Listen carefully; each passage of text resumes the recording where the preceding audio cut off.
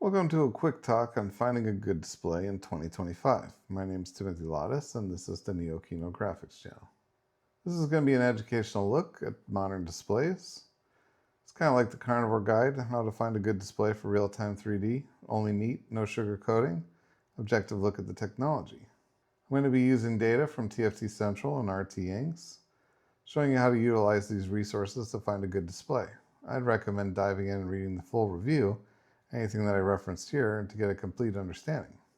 So TFT Central and RT Inks, they're stunning in technical detail. Almost too much information. This attempts to be a guide on how to find an ideal display by looking at the larger holistic picture and using specific key technical details to narrow down to a specific product to purchase. One of the problems with today's displays is they're ratcheting up the specs each major product cycle. They're never going to produce a future display with a reasonable pixel count. For example, QD-OLED requires at least 1440p. There is no 1080p QD-OLED displays that are for desktop. At some future, it will be 4K or higher only, or perhaps DSC only for high refresh rates.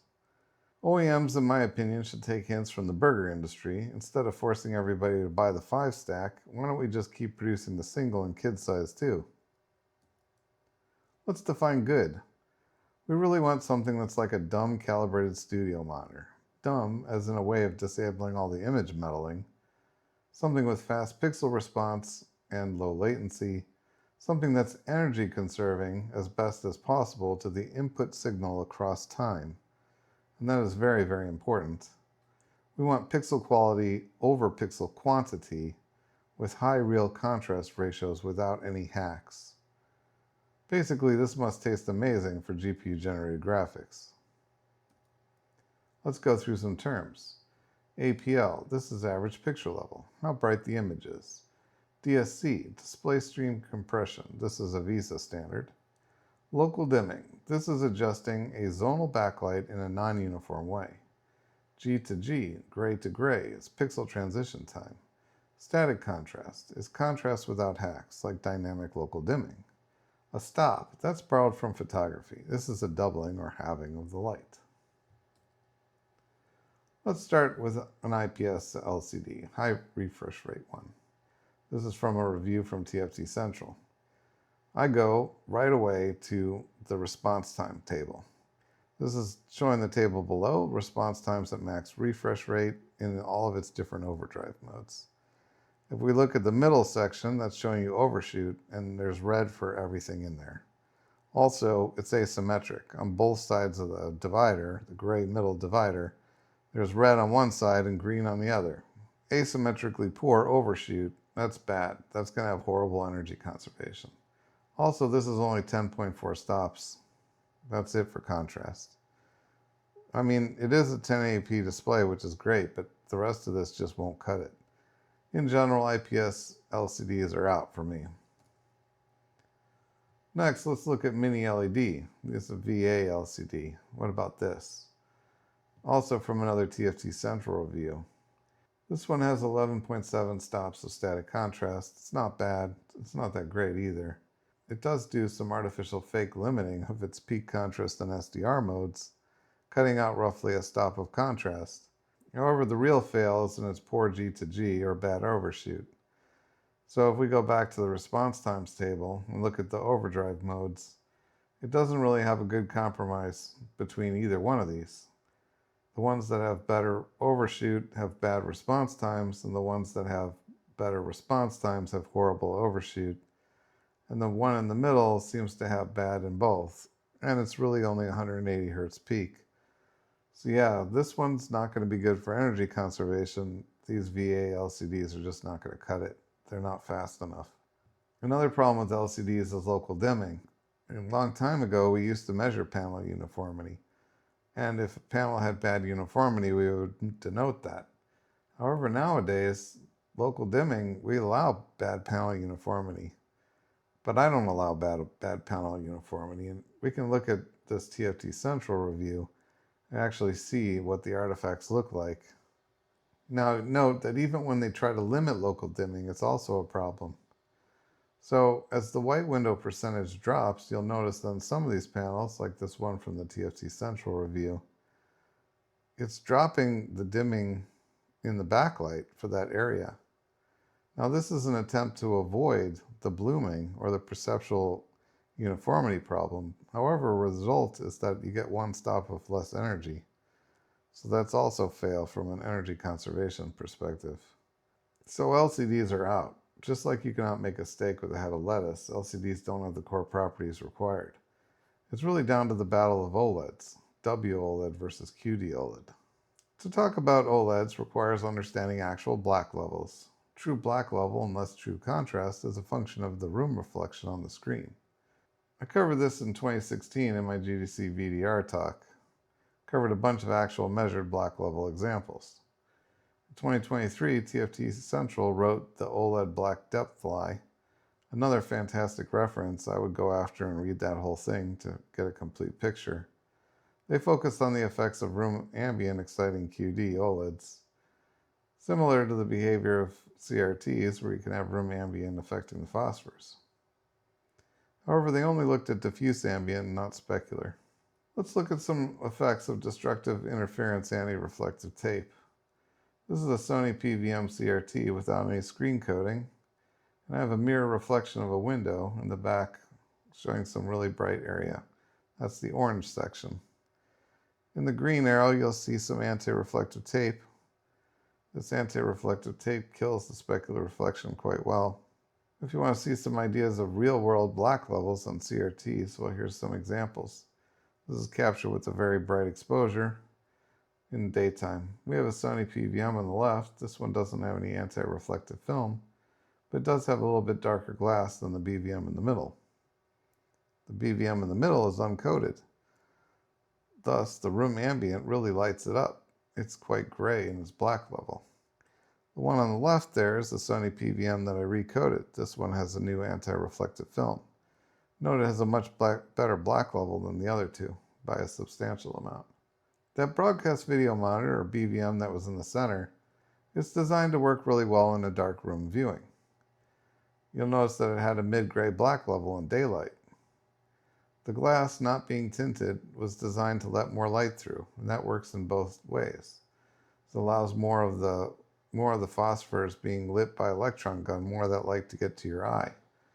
But it does require the ambient room level down to nothing before you're going to actually get a real black level. But it's fantastic at nighttime.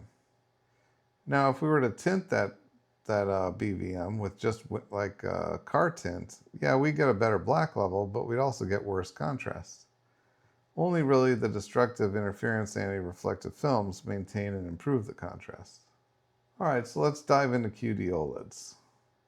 This is going to be looking at a second-gen QD-OLED, its real contrast ratios. It's from TFT Central's The OLED Black Depth Lie and the review of the associated panel. Their review, they're using a range of 50 lux to 500 lux, and they're looking at the actual measured black level. On this particular panel, the black level goes from 0.05 nits to 0.375 nits. Thus, at its uniform brightness, in that mode, it has a 260 nit peak, which means it has around 12.3 to 9.4 stops of dynamic range. The reason why there's a variation there is it depends on how bright the room is. Now, if we look at its HDR mode at 25% APL, we have a 371 nit peak, so we bump up a little bit of dynamic range. However, in my opinion, that little bit of dynamic range, which is not even one stop, it's a significant amount of headache now we have random display behavior. So I'd rather just run the uniform brightness mode. If we were to run this thing at HDR mode and have a 10% APL, now we're up to about 463 nit peak. However, we have all the problems of random display behavior. So yeah, we have an extra stop of dynamic range, not necessarily worth it at this point. And note that the actual display viewing range is 3 stops. So adding plus or minus 1 stop for HDR, not really doing much. You'll notice that if you go down to 2% APL, now you're up to the 1000 nit peak that they like to market all the time. And yeah, you have a little bit more dynamic range, but this is more of a marketing scam because its peak is really at unusably low APLs. So now let's look and compare to WOLED's contrast ratios. This one's from the OLED black depth lie on TFT Central and the associated review of the WOLED panel. We're again looking at 50 LUTs to 500 LUTs, and in this case the measured black level is 0.02 nits to 0.2 nits across that range. You'll notice that this panel in its uniform brightness mode only has a 200 nit peak. However, it has slightly better dynamic range due to its better measured black levels. So it goes from 13.3 to 10.0. Now if we run this thing in its HDR mode and we're at 25 APL, we get 492 nit peak. And this is, note, the point where the WOLED starts losing its color gamut in the highlights. If we were to push to 10% APL, we're up to a 746 nit peak, and now we actually have effectively 2 stops above the uniform brightness mode. However, we're already in the lower gamut area, so I'd say this is at the point where the display is long into cheating. So let's try to summarize the WOLED versus QD-OLED, the actual gamut versus marketing. There's a great article on TFT Central called Exploring OLED Brightness Improvements, WOLED versus QD-OLED and the Need for New Metrics and Specs. Definitely read the entire article, but in my opinion, the QD-OLED wins. For HDR mode, the WOLED gamut starts to shrink at around 25% APL, meaning it's starting to get its brightness by increasing the W subpixel, but its RGB is limited at that point. Also note that the WOLED shows nonlinear behavior for yellow even at 100% APL, where it's limited. So there's something going on with the RGB and the W subpixel that's not worth it in my opinion due to the lack of energy conservation in its secondary colors. So QD-OLED wins, but now what? Now we have to narrow it down to specific products. Whose ribs are we going to buy? There's only a few sizes and resolutions for QD-OLED panels. It's either going to be 1440p at higher refresh rates, or it's going to be a 4K panel or higher at lower FPS. And clearly the 1440p panel is going to win, and that really only comes in a 27-inch panel. So now we need to look at the displays that use that specific panel and try to figure out what's the best one. And the first thing we're going to look at is, what do we need from the display connection? How do we get rid of DSC compression? DSC, or display stream compression. I couldn't easily find any direct image comparisons of 444 cases, i.e. cases that don't have any chroma decimation. And to me this feels like a marketing scam, so my default is to avoid it. You'll note that later versions of DSC, they have chroma decimation support, and that's an instant no in my head. I did find one interesting paper, this one's a thesis, by Mr. Wu, Design of Display Stream Compression Video Codecs. He describes the DSC algorithm. It's a 3x1 pixel encode and it has 3 predictors. I personally have concerns about compression affecting energy conservation with CRT shaders, so I'm not really interested in using DSC for the uncompressed 444 case either. So as far as the cables, we either get DisplayPort or HDMI. We can go to Wikipedia and get a good idea of what DisplayPort options we have. And they have a nice table for what we want, which is 8-bit per channel, 1440p, at roughly 360 Hertz. We're going to need something up to 52.22 gigabits per second. And that's going to need DisplayPort 2.0 at least. Now, if we look at HDMI, we can go to Wikipedia, go to their tables, and also look up across 1440p, 360 Hertz. Yeah, we're going to need 42 gigabits per second. That's HDMI 2.1. So I start looking at panels, this time at RT Ings, and start reviewing the panels that are the 1440p QD-OLEDs, starting at 360 Hertz. First panel I looked at, it requires DSC for 1440p because it doesn't have a good enough DisplayPort or HDMI connection support. So this one's an instant no. So a panel without a DSC toggle is going to drop out almost all the other QD-OLEDs that have been under production that I could find. Basically, yeah, it's great meat, but it's pan-fried. and I only want the best. I want something wood-fired. The one that I could find, the winner, this MSI MPG 271QRX, this particular one, looking at the RT Ing's review, this thing had an amazing May 2024 firmware update that enabled the enable or disable of DSC. And while it only has a DP 1.4 port, you can't use DSC off at its full native capacity. However, it does have HDMI 2.1, and that can do DSC off at its full capacity. So that's why this panel is the winner. Cheers! With the right equipment, you can make great things. Hopefully you learned a few things about choosing a display.